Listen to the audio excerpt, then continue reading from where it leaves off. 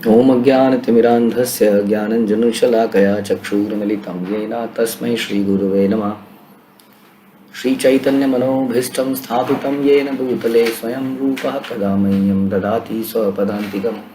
वन्देऽहं श्रीगुरौ श्रीयुतापदकमलं श्रीगुरुं वैष्णवांश्च श्रीरूपं साग्रजातं सहगणो रघुनाथान्वितं तं सजीवं साद्वैतं सावधूतं परिजनसहितं कृष्ण चैतन्य देवम श्री राधा कृष्ण पादान सहगण ललिता श्री विशाखान्वितांश हे कृष्ण करुणा सिंधु दीन बंधु जगतपते गोपेश गोपिका कांत राधा कांत नमस्तुते तप्त कांचन गौरांगी राधे वृंदावनेश्वरी वृषभानुसुते देवी प्रणमामि हरिप्रिये वाञ्छामकल्पतरुभ्यश्च कृपा सिन्धुभ्येव च पतितानां पावनेभ्यो वैष्णवेभ्यो नमो नमः। जय श्री कृष्ण चैतन्य प्रभु नित्यानंद श्री अद्वैत गदाधर श्रीवासादि गौर भक्तवृंद।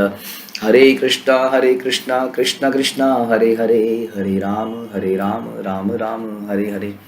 नमो विष्णुपादाय कृष्ण प्रेष्ठाय भूतले श्रीमते भक्ति वेदांत स्वामिन्निति नामिने। नमस्ते सारस्वते देव गौरवाणी प्रचारिणे निर्विशेष शून्यवादी पाश्चात्य देश तारिणे। ओम नमो भगवते वासुदेवाय, ओम नमो भगवते वासुदेवाय, ओम नमो भगवते वासुदेवाय। श्रीमद् भागवतम चौथा कैंटो 29th चैप्टर। चैप्टर का नाम है नारद और राजा प्राचीन भविष्यत के बीच में बातचीत। तो ये इस सीरीज का अंतिम चैप्टर है, ऐसा आप जानते हैं।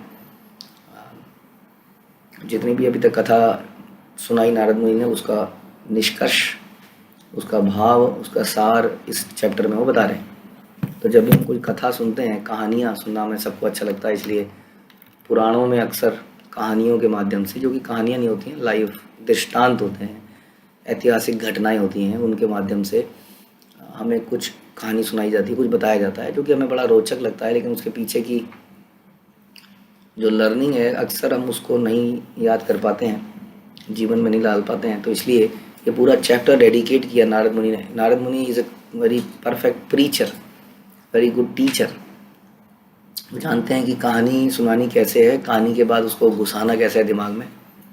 तो इसलिए इतनी कहानी सुनाने के बाद अब पूरा का पूरा चैप्टर, जो कि काफ़ी लंबा है, ये वो डेडिकेट करते हैं प्राचीन पारिषद को अब समझाने के लिए कि अभी तक जो सुनी है कहानी, उसका क्या मतलब है।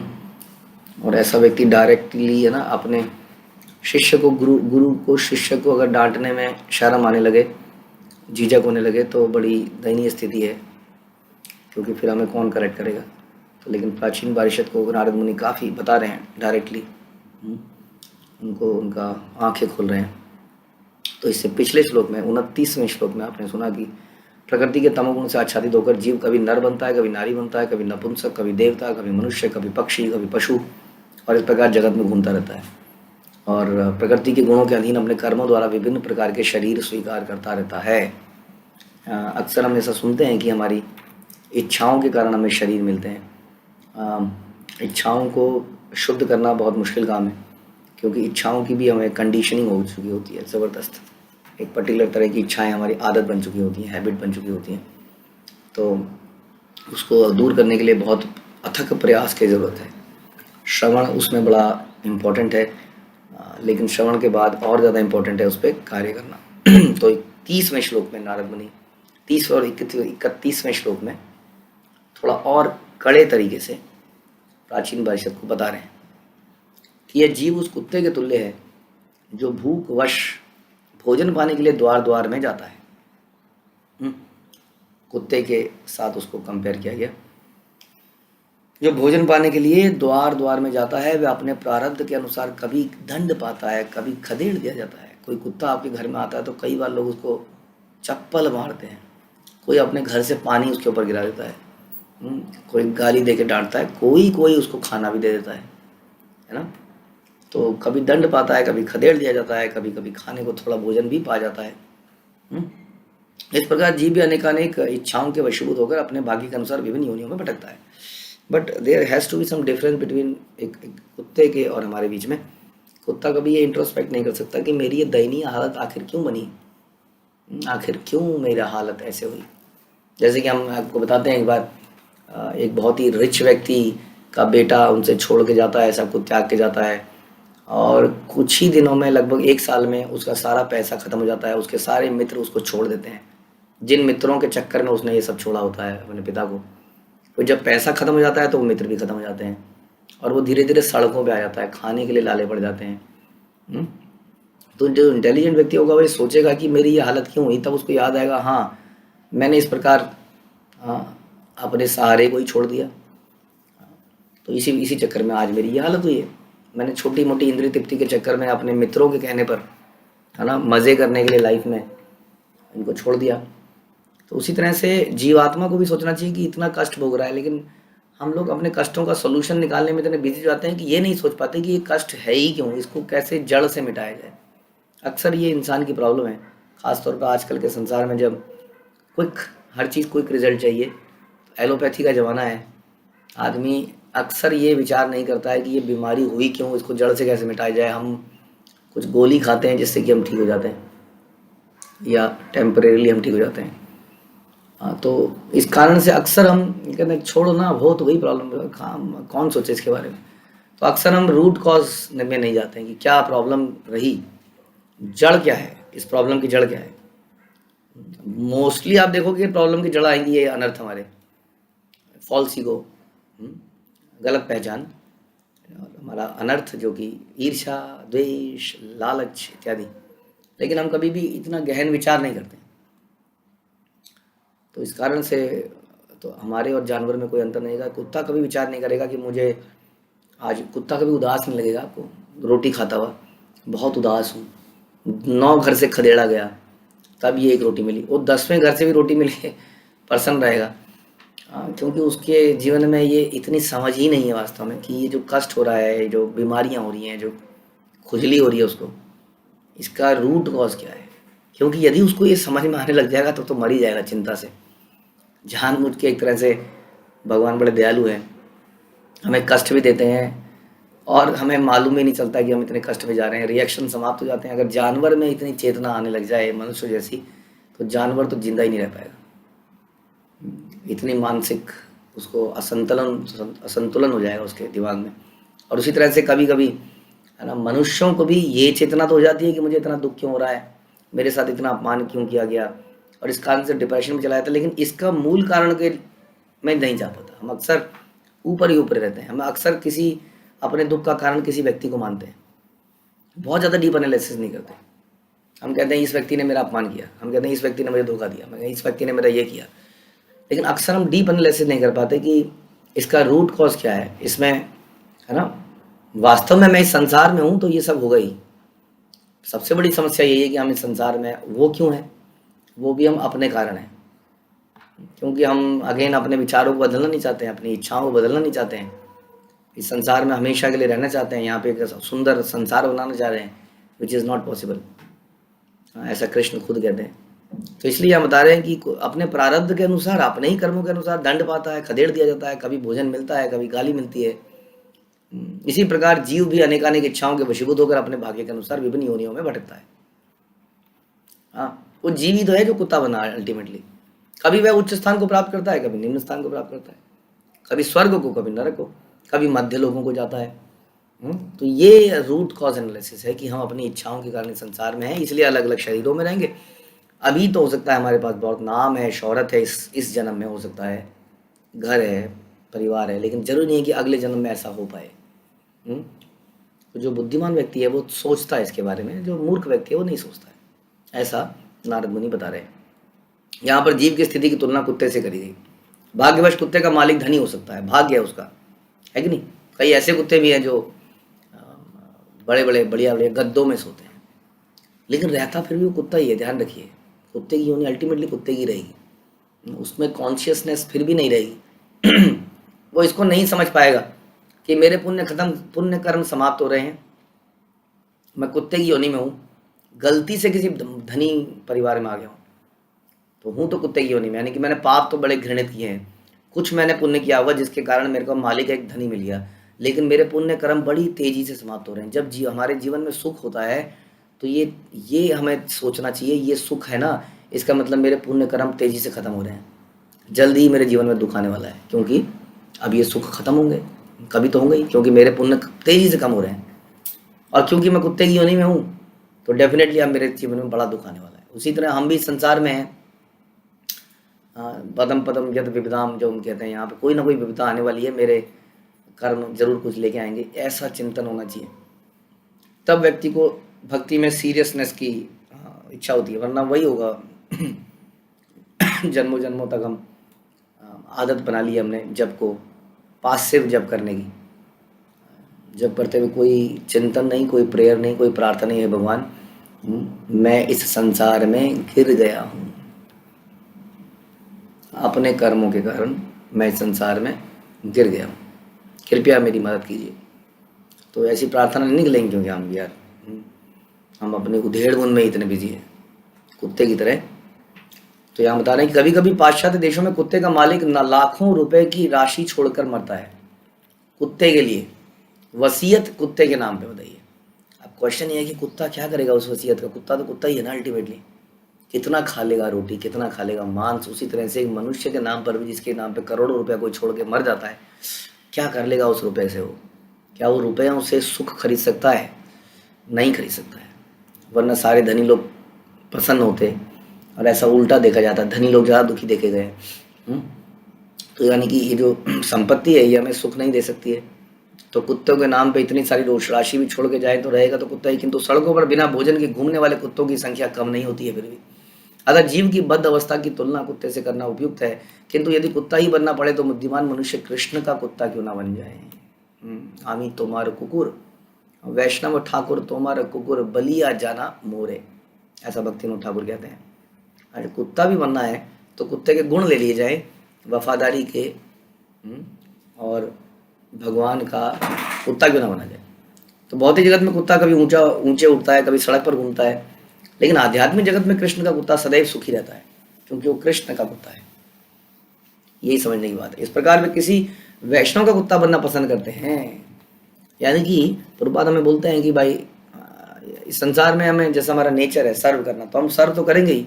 अब संसार में अपने बॉस को, बिजनेसमैन को, सारे अपने परिवार को, समाज को का सर्व करिए, या फिर कृष्ण को सर्व करिए। तो कुत्ता बनिए कृष्ण का या माया का। इस प्रकार वे किसी वैष्णव का कुत्ता बनना पसंद करते हैं। कुत्ता अपने मालिक के द्वार पर सदैव खड़ा रहता है, और अवांछित व्यक्तियों को अपने मालिक के पास आने नहीं देता। हाँ, इसी प्रकार मनुष्य को वैष्णव की सेवा करनी चाहिए, उसे सभी तरह से प्रसन्न करना चाहिए।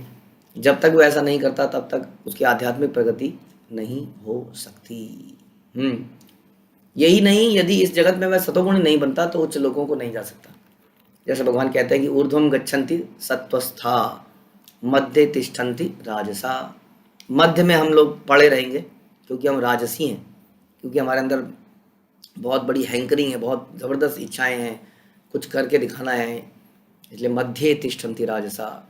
जघन्य गुण वृत्तिस्था अधो गच्छन्ति तामसा। और जो तामसी गुण पैदा करते हैं वो नीचे के लोग में चले जाएंगे। तो हम अपनी इंश्योर नहीं कर सकते कि हम वाकई में हम तामसी गुण पैदा कर रहे हैं। Nobody can actually calculate exactly. तो हो सकता है हम सोच रहे हो हम बहुत अच्छा जीवन जी रहे, लेकिन हम पता लगा जानवर की योनि में चले गए। तो विभिन्न लोकों में जीवन के अनेक प्रकार हैं, और सभी जीव द्वारा सतो रजो और तमोगुण को विकसित करने के कारण है। यदि कोई सतोगुणी है तो उच्च लोक को चला जाता है, लेकिन वहाँ पर भी वो जन्म मृत्यु के चक्कर में बंधा रहता है, और वहाँ पर भी उसके पुण्य कर्म जब खत्म होते हैं तो फिर नीचे गिर जाता है। इस प्रकार से तो आगे बताते हैं कि सारे जीव भाग्य अन्य जीवों अथवा मन तथा शरीर संबंधी दुखों का सामना करने का प्रयास करते हैं, इतने पर भी वे प्रकृति के नियमों द्वारा बद्ध रहते हैं। तो सारे के सारे जीव क्या करते हैं? Everybody is trying to solve the problems. बड़े बिजी हो जाते हैं हम प्रॉब्लम सॉल्व करने में। जैसे कि जिसके जीवन में कोई प्रॉब्लम नहीं रहती वो प्रॉब्लम क्रिएट करता है कि नहीं? क्यों? अदरवाइज लोग क्रॉसवर्ड, पजल्स, पहेलियाँ। जीवन सिंपल नहीं चलना चाहिए, कुछ होना चाहिए इसमें, मसाला होना चाहिए, मसाला। बॉलीवुड के लोग पिक्चर बनाते हैं तो अगर सीधी सीधी पिक्चर बना दे, एक आदमी था, उसकी शादी हुई, उसकी नौकरी लगी, बच्चे हुए, सब कुछ हो गया, पिक्चर खाया, क्या बकवास पिक्चर बनाई, एक बेकार डायरेक्टर, गधा डायरेक्टर, कोई ट्विस्ट ही नहीं था कहानी में। तो हमारे जीवन में जब तक कोई ट्विस्ट नहीं आता है हम आदी हो चुके हैं दुखों के, और दुखों को सॉल्व करने के, बस उसी में हम बिजी रहना चाहते हैं। तो दुख आए, उसके लिए आदमी मरने लगा, फिर उसने कोई दिमाग लगाया, ओह प्रॉब्लम अंत में सॉल्व हो गई, बड़ा आनंद आया, फिर दूसरी प्रॉब्लम आ गई। तो इस प्रकार से हम बिजी हो जाते हैं। जैसे जानवर पूरे दिन बिजी रहता है, एक छिपकली जाती है ऐसे ऐसे ऐसे ऐसे घूमती है, बड़ी धीरे, देखा आपने कभी, धीरे धीरे चलती है, ऐसे धीरे धीरे, एकदम से मुंह आगे करती है, इतनी देर में कीड़ा उड़ जाता है। ओहो। अब दूसरी तरफ देखिए, चारों तरफ लाइट कहाँ पर है, फिर लाइट में हाँ वहाँ बहुत सारे दिख रहे हैं, फिर धीरे धीरे, तो उसका जब वो एक कीड़े को पकड़ लेती है तो लगता है वाह। हाँ, तो इसी तरह से हम लोग भी बिजी रहते हैं अक्सर, कभी ना कभी तो हमें सक्सेस मिलती है। वो सक्सेस इसलिए है ताकि हम अटके रहें उस हुक में, और ये सोचते रहें कि हाँ आएगा, मिलेगा मिलेगा, कुछ तो रस मिलेगा जीवन में, और हम लगे रहते हैं उन उधेड़ बुन में, प्रॉब्लम को सॉल्व करने में। तो सारे के सारे जीव, चाहे वो मनुष्य हो चाहे जानवर हो, सभी लोग दुखों का सामना करने का प्रयास करते रहते हैं, उसको सॉल्व करते रहते हैं, दिन रात उसी में बिजी हो जाते हैं, इतने बिजी हो जाते हैं, इतने बिजी हो जाते हैं। जैसे जानवर हम देखते हैं, चिड़िया चिड़िया को देखो कैसे घर बनाती है, एक एक तिनका, बताइए, तो बहुत ही हद है, इतना ऐसा तो हम भी नहीं करते।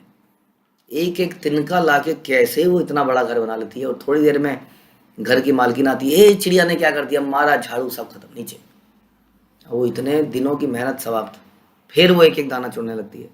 इस तरह वो अपने जीवन में पूरी तरह बिजी रहती है, फिर वहाँ पे अंडे देती है, उसमें दुख होता हुआ, दर्द होता हुआ, फिर अंडों को सेती है, तब तक फिर से कोई बिल्ली का बच्चा आता है, कोई आता है, अंडे सारे नीचे, फिर घर बनाती है, फिर अंडे देती है। तो मतलब इस प्रकार से हर कोई टोटली बिजी है, किसी के पास समय नहीं है। क्वेश्चन ये है कि क्या वो सही जगह बिजी है? ये तो पागलपन हो गया, ये तो भेड़ चाल हो गई, ये तो गधापन हो गया। भेड़ दिख रही है कि आगे वाली भेड़ नीचे गिर रही है, वो चले जा रही हैं झुंड में एक के पीछे एक, सोच नहीं रहे हैं कि क्या मैं सही चल रहा हूँ। एक आदमी भागता है कहीं पर, जोर से, पीछे वाला भी भागने लगता है, देखूं क्या है, इतनी देर में, थोड़ी देर में, आधे घंटे में पूरी भीड़ भाग रही है, किसी को मालूम नहीं है कि हम भाग क्यों रहे हैं। तो सोचने का विषय यह है कि मैं जिन चीज़ों में बिजी हूँ, क्या मुझे उन चीज़ों में बिजी रहना चाहिए, या मैं गलत चीज़ों में बिजी तो नहीं हूँ? इससे निकलेगा क्या, इससे मेरे पूर्वजों को क्या मिला, हाँ, क्या पाया उन्होंने, अल्टीमेटली देखना चाहिए। केवल ये कहना सफिशिएंट नहीं है कि मेरे पूर्वजों ने अपने परिवार का पालन पोषण किया, तो परिवार का पालन पोषण तो जानवर भी करते हैं, ये भी तो सोचना चाहिए ना। हाँ, हमारे दादाजी थे, हमारी दादी जी, उन्होंने अपने परिवार को बड़ा अच्छे से संभाला, बड़े अच्छे से पाला। पाला मतलब क्या, खाया पिया लोगों ने, और सारा जो खाया पिया मल में निकाला, मल का भंडार इकट्ठा कर दिया कहीं पर, एवरीथिंग इज कन्वर्टिंग इनटू मल। तो क्या किया फिर हमने, तो क्या परिवार पाला, तो क्या किया, कौन सा जानवर परिवार नहीं पालता है, ये सोचने के विषय हैं सारे। तो इसलिए बता रहे हैं कि सब लोग इसी कामों में बिजी हैं, और जो लोग इस काम में बिजी है ना, संसारिक लोग उसको बड़ा अच्छा मानते हैं। मैंने तो खुद ये एक्सपीरियंस किया है बहुत सारे फैमिलीज़ के अंदर, बहुत सारी फैमिलीज़ के अंदर। क्या आप उनको बोलो कि कहाँ थे पूरे दिन, आप बोलोगे जी फंडे था, हाँ, सवेरे से लेकर शाम तक हम आध्यात्मिक कार्यों में लगे थे, तैयारियां कर रहे थे, ये कर रहे थे, तो मुंह थोड़ा सा ऐसा कर लेंगे, डिसटेस्ट, हाँ, कहाँ रहते हो, उसमें बिजी रहते हैं, जीवन बेकार कर लिया। और यदि आप बोलेंगे कहाँ था बेटा, कहाँ था, रात भर एक ऑफिस का प्रॉब्लम था, उसको सॉल्व करा था, हाँ यस बेटा, वेरी गुड, शाबाश शाबाश। मैंने तो देखा ऐसा होता हो अक्सर अपने घरों में और सब जगह, कि यदि आप ये बोलते हैं कि हम बहुत बिजी हैं, किसी ऑफिशियल वर्क में बहुत मेहनत कर रहे हैं, तो बड़े खुश हो जाते हैं सब लोग, ये सही काम कर रहा है, सही जगह पर बिजी है। भागवत तो कुछ और कह रही है, भागवत कह रही है सारे जीव भाग्य अन्य जीवों अथवा मन और शरीर संबंधी दुखों का सामना करने का प्रयास करते हैं, इतने पर भी वो प्रकृति के नियमों द्वारा बंध रहते हैं। फिर भी वो बंधे हुए हैं प्रकृति के नियमों में, यानी कि वो दुख उसके जीवन में आएगा ही आएगा, पता नहीं फिर सॉल्व क्या कर रहे हैं। ये है समस्या। हम अक्सर ये नहीं देखते कि हम बिजी जिस चीज़ में है, जैसे हम बचपन में कहानी बोलते थे, जो मूर्ख व्यक्ति होता है उसको बोलेंगे जाइए पानी लाइए, पानी, वो तो कहता पानी तो नहीं है, वो तो जाइए तो कुआं खोदिए, फिर तो लेगा फावड़ा, वहीं पे कुआं खोदने लगेगा, बिना सोचे समझे कि यहाँ पे खोदना था कि नहीं है, कहाँ पे खोदना चाहिए, पानी का कहाँ पे लेवल क्या है। रेगिस्तान में आप पानी को खोदते रहेंगे, पानी थोड़ी निकलेगा वहाँ से। तो इस प्रकार से we have to be intelligent, this is foolishness. We are very busy. हमने अपने बच्चों को इतना बिजी कर दिया है। बच्चा छठी क्लास से धीरे धीरे, देखिए पहले इंजीनियरिंग की तैयारी होती थी 12th के बाद, धीरे धीरे 10th, धीरे धीरे 8th, अब मैं सुन रहा हूँ आजकल 6th क्लास से इंजीनियरिंग की क्लासेस चालू हो जाती है। I was surprise to hear this कि कब से, अब थोड़े दिनों में 8, जैसे कि आजकल हमारे पेरेंट्स चाहते हैं कि बच्चा पहली क्लास में आए तो वो कोडिंग करना सीख जाए। तो ये हम लोग बिजी कर रहे हैं बहुत अर्ली लाइफ में, रोटी कपड़े मकान के लिए। This is not the right thing to do. अभी वो थोड़ा समझ ले कि जीवन का पर्पस क्या है पहले, फिर भागे ना उस तरफ को। अभी उसको आपने भागना चालू करा दिया, उसको पता ही नहीं था कि कहाँ भागना है, क्यों भागना है। तो यहाँ प्रभुपाद बता रहे हैं कि एक कुत्ता एक रोटी, टुकड़ा रोटी या दंड के लिए इधर उधर भटकता है, उसी प्रकार जीव भी भौतिक सुख का सामना करने के लिए बड़ी सारी योजनाएं बनाता है और सुखी रहता है। और घर के लोग बड़े सुखी होते हैं। हमने देखा जी, यहाँ पे प्लॉट बुक कर लिया है, यहाँ पे एक फ्लैट ले लिया, अभी हमारा घर छोटा है। चिंटू तू 10,000 रुपये दियो, मिंटू तू 15,000 दियो, चिंटू तू इतना दियो, ये देखिए जी 50,000 की किस्त हो जाएगी और इसमें हम आराम से रहेंगे, एक बड़ा सा लॉन है सामने। और इस तरह से, और योजना करते करते ही एक आध तो लड़की जाएगा, जो बूढ़ा होगा, और क्या क्या होगा उसके बाद, वो घर बन जाएगा, उसके बाद सर पे पत्थर मारेंगे, मैंने दिया था पैसा, आज मेरी बीवी को ऐसा बोला जा रहा है। दूसरा कुछ बोलेगा, तीसरा कुछ बोलेगा, सर फोड़ेंगे दूसरे का। तो ये हो रहा है, आप देख सकते हैं आसपास चारों तरफ। तो भौतिक दुख का सामना करने के लिए अनेक प्रकार की योजना बनाते हैं। यही जीवन का संघर्ष है। हमें हम अपने दैनिक जीवन में घटित होता देख सकते हैं। प्रभुपाद करें कि किस प्रकार कष्टमय परिस्थिति को दूर करने के लिए हम योजनाएं बनाते हैं और उसमें बन जाते हैं, उसी में बिजी जाते हैं, फंस जाते हैं। एक प्रकार की कष्टमय परिस्थिति से छुटकारा पाने के लिए हमें अनेक प्रकार की कष्टमय परिस्थितियों का सामना करना पड़ता है। निर्धन व्यक्ति धनाभाव के कारण कष्ट पाता है, किंतु वह धनी बनना चाहता है, उसकी प्रॉब्लम ये है। तो अनेक प्रकार से संघर्ष करना होता है। आपने सुनी थी ना वो कहानी, हम कई बार सुनाते हैं कि एक व्यक्ति था जो कि एक गांव में पेड़ के नीचे बैठा था।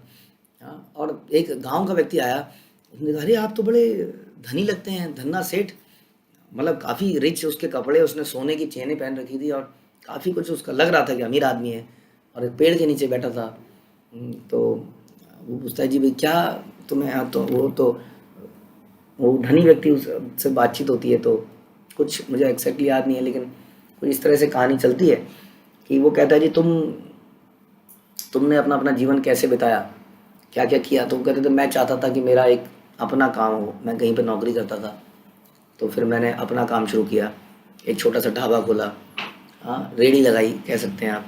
अब रेडी चली तो फिर मेरी सपने था कि मैं आगे एक अपना ढाबा खोलूँ, फिर ढाबा खुला, फिर ढाबे में लोग आए, फिर काम चला, फिर मेरा एक होटल बना, फिर ये हुआ, फिर मेरा ड्रीम ऐसा रहा, फिर मेरा नेक्स्ट ड्रीम ये था, मेरा नेक्स्ट ड्रीम ये था, मेरा नेक्स्ट ड्रीम ये था। और अब मैं जो है सब कुछ हासिल कर चुका हूँ, लेकिन अब मैं थोड़ा थक चुका था, मैं बड़ा परेशान था, बहुत सारी जिम्मेदारियाँ थी, स्ट्रेस था, घर में टेंशन थी, इतना पैसा जुड़ा लेकिन घर में शांति नहीं थी, मैं पक गया उन सब चीज़ों से। तो मैंने सोचा मैं कहीं दूर जाके गांव में रहूँगा और आराम से एक पेड़ के नीचे सोऊं। तो गांव वाला फिर वो सोचने लगता है कि मैं तो ऑलरेडी पेड़ के नीचे सोता हूँ, जिस चीज़ की इतने लंबी मेहनत करके इस चीज़ को पा रहा है, ये चीज़ तो मेरे पास ऑलरेडी है। मैं तो आराम से जब रात को सोता हूँ तो मुझे बड़ी अच्छी नींद आती है, मैं पेड़ के नीचे आराम से सोता हूँ, हवा आती है, थक जाता हूँ। शहर के लोगों को गोली खानी पड़ती है। लेकिन समस्या क्या है? समस्या है कि गांव का व्यक्ति धनी बनना चाहता है और धनी व्यक्ति गांव में आना चाहता है। इसका मतलब सुख ना तो गांव में रहा, कई लोग सोचते हैं ऐसा कि पहाड़ों में गांव में बड़ा सुख है। नहीं, सुख तो ऐसी किसी संसार की किसी जगह में सुख नहीं है वास्तव में। हम उसी अपनी प्रेजेंट पोजीशन से बड़े दुखी हैं, इसीलिए हम दूसरी पोजीशन पे जाना चाहते हैं। जैसे प्रभुपाद बोलते थे कि एक आदमी के कंधे पे बहुत भारी थैला रख लिया जाए, वो थक जाता है तो दूसरे कंधे में डाल लेता है, तो उसको लगता है कितना आराम मिल गया। तो ये जो शिफ्टिंग है लोड की, लोड खत्म नहीं हुआ है, हमने जस्ट इधर से उधर किया है। तो इस प्रकार से हमारी समस्या ये है कि हम इस संसार में योजनाएं बना के सुखी होना चाहते हैं। वास्तव में यह कोई प्रतिक्रिया ना होकर माया का जाल है। यदि व्यक्ति अपने पूर्व कर्मों के कारण अपनी वर्तमान स्थिति में संतुष्ट रहता है तो वह अपनी शक्ति को कृष्ण भक्ति विकसित करने में लगा सकता है। तो हमारी शक्ति कहाँ लगनी चाहिए? कृष्ण भक्ति विकसित करने में, ना कि अपनी समस्याओं को सॉल्व करने में। इसका मतलब ये हुआ कि कभी हमारे जीवन में ऐसा नहीं होना चाहिए कि समय नहीं मिला जब करने का, टाइम नहीं मिला, क्योंकि ये ही तो मुख्य काम था। इसलिए कह रहे हैं कि हमें अपनी शक्ति को कृष्ण भक्ति विकसित करने में लगाना चाहिए और वर्तमान स्थिति से संतुष्ट रहना चाहिए। इसका उल्टा होता है, हम वर्तमान स्थिति को अच्छा बनाना चाहते हैं और जो बचा कुचा समय है यदि बचेगा तो भगवान को देना चाहते हैं। तो भागवत में कहा गया कि जो लोग वास्तव में बुद्धिमान हैं, दार्शनिक हैं, उन्हें यही प्रयत्न करना चाहिए कि उनका अंत सार्थक हो जाए और उच्चतम लोक ब्रह्मलोक से निम्न तक लोक का विचरण करते रहने पर भी प्राप्त नहीं है। तो जहां तक कि इंद्रिय सुख का प्रश्न है, काल क्रम में स्वतः प्राप्त किया जा सकता है और जिस प्रकार ना चाहते भी हमें स्वतः कष्ट प्राप्त होते हैं। तो बता रहे हैं कि जिन चीज़ों के लिए हम प्रयास करते हैं वो सुख जो है हमारे जीवन में अपने आप आता है। ऐसा हमें लगता है कि नहीं, मेरी मेहनत से आता है, क्योंकि दुख भी मेरे जीवन में अपने आप आता है। अपने आप का मतलब है सुख भी मेरे कर्मों से आया, दुख भी मेरे कर्मों से आया। तो बेस्ट एंडीवर इज टू कि हम अपने जीवन को वैदिक विधानों के नाम से जिएं, तो अपने आप बहुत सारे कष्ट आपके जीवन से दूर हो जाएंगे। इसीलिए भक्त लोग इतने आराम से रहते हैं और बाकी लोग ईर्ष्या करते हैं। जैसे शिला प्रभुपाद को लोग कहते थे, तुम लोग काम न करते हो, न काज करते हो, भीख मांगते रहते हो, हमारे पैसों पे पलते हो, यहाँ नाचते गाते रहते हो। बहुत देर तक बोलता रहा। उसके अंदर इतनी ईर्ष्या भरी थी, उसको लगता था मैं पूरे दिन ऑफिस में जाता हूँ, सड़ रहा हूँ, ये लोग खा पी के मुस्टंडे हो रहे हैं, नाच रहे हैं, गा रहे हैं, काम कुछ करते नहीं है। वो उसका भ्रम था। आप जानते ही हैं भगवान के शिष्य कितना काम करते हैं, लेकिन वो काम डिफरेंट काम है। उस काम में ही नाचना, गाना, कथा बोलना, सुनना, दूसरों की चेतना को उठाना, यही उनका काम है, जिसमें कि ज़्यादा एक्चुअली में स्ट्रेस लगता है। बट क्योंकि कृष्ण की प्रसन्नता के लिए करते हैं, भगवान पर रिजल्ट छोड़ देते हैं, इसलिए कभी दुखी नहीं होते। तो ये कहने का मतलब है कि जीवन में सुख और दुख अपने आप ही आते हैं हमारे कर्मों के हिसाब से। तो यदि हम अपने बच्चों को, अपने को सुखी देखना चाहते हैं तो एकमात्र कार्य होना चाहिए, कैसे उन्हें कृष्ण भावना में बनाया जाए। और इसी के लिए स्कूल कॉलेज खुलने चाहिए, केवल इसी कार्य के लिए, केवल इसी कार्य के लिए, और किसी कार्य के लिए नहीं। क्योंकि ये इतने जब स्कूल कॉलेज खुलेंगे तो लोगों के कार्य अपने आप बदल जाएंगे। जब लोगों के कार्य बदल जाएंगे, वो वैदिक नियमों के हिसाब से जीना सीख जाएंगे, तो उनके जीवन में दुख अपने आप समाप्त हो जाएंगे। ये जो है फॉर्मूला, ये मिस हो रहा है बहुत तगड़े तरीके से। बहुत बड़ा इल्यूजन फैल चुका है कि हम मेहनत करेंगे तो हम सुखी हो जाएंगे, और हम गलत जगह मेहनत कर रहे हैं। इसलिए इतना कुछ डेवलपमेंट होने के बाद भी कोई व्यक्ति सुखी नहीं रह पा रहा है। कोई व्यक्ति यदि आपको सुखी लग रहा है अपने परिवार में, तो थोड़े दिन तक ऑब्जर्व करते रहिए कि क्या होता है अंत में। तो इसलिए अपनी भौतिक स्थिति को सुधारने के प्रयास में व्यर्थ समय ना गंवाएं। मनुष्य को चाहिए कि वो अपनी कृष्ण भक्ति को विकसित करे। वास्तव में भौतिक स्थिति का सुधार पाना कठिन है। सुधारने का अर्थ है अन्य दुखपूर्ण स्थिति को अंगीकार करना। अन्य एक प्रॉब्लम को सॉल्व करी तो दूसरी प्रॉब्लम तैयार कर जाती है। किंतु यदि हम अपनी कृष्ण भक्ति में सुधार लाने का प्रयास करते हैं तो बिना किसी बाहरी प्रयास के भौतिक जीवन के क्लेश भाग जाते हैं। प्रभुपाद कर रहे हैं, क्योंकि हमारे जीवन में कष्ट आते ही हमारे कर्मों से। इसलिए कृष्ण वचन देते हैं, कौन तेहा पति जाना ही ना मैं भक्त्या प्रणश्यति। हे कुंती पुत्र, तुम निर्भय होकर घोषित कर दो कि मेरा भक्त कभी नहीं मरता। जो भक्ति पथ का अनुसरण करता है वह तन और मन के कष्टों के होते हुए तथा अन्य जीवों एवं भाग्य द्वारा आ मिलने वाले तथा अपने वश से बाहर कष्टों के होते हुए विनिष्ट नहीं होता। अपने पर्पस को नहीं भूलता, उस पर्पस में दृढ़ता से लगा रहता है। बाकी लोग क्या करते हैं, कंफ्यूज हो जाते हैं, कोई समस्या आई उसमें लग जाते हैं। ध्यान रखिए, ये हमें डिस्ट्रैक्ट करने के लिए किया जाता है। माया हमें डिस्ट्रैक्ट करती है। माया भी क्या करेगी, हमारी कर्मों का फल है, तो ये हम एकदम से डिस्ट्रैक्ट कर लेते हैं। जैसे बचपन में हमें खेल खेला करते थे, आप किसी के पास जाइए, उसकी जेब में हाथ डालिए और ऐसे करके करके ऐसे करके लिए, उसको लगा अरे मेरी जेब से क्या ले गया। ऐसे देखना आप करके, किसी के पास जेब में जाओ, हाथ डालो, ऐसे नहीं। अब उसको पता है कि मेरी जेब में कुछ था ही नहीं, पकड़ फिर भी उसको लगता है कुछ तो निकाल के ले गया, और फिर भागता है उसके पीछे, और ऐसे ही लोगों को तंग करा जाता। तो इसी तरीके से माया हमें तंग करती है। हमारे सामने ऐसे एक प्रॉब्लम जाती है और हम सब छोड़ के उस प्रॉब्लम के पीछे चल पड़ते हैं, पर्पस ही भूल जाते हैं अपना। तो ये संसार का रीति है। ये बता रहे हैं कि मनुष्य बोझ को सर पर लेकर ढो सकता है। अच्छा, ये वही श्लोक आ गया। और जब उसे भारी लगे तो कभी कभी बोझ को कंधे पर रखकर विश्राम का अनुभव करता है।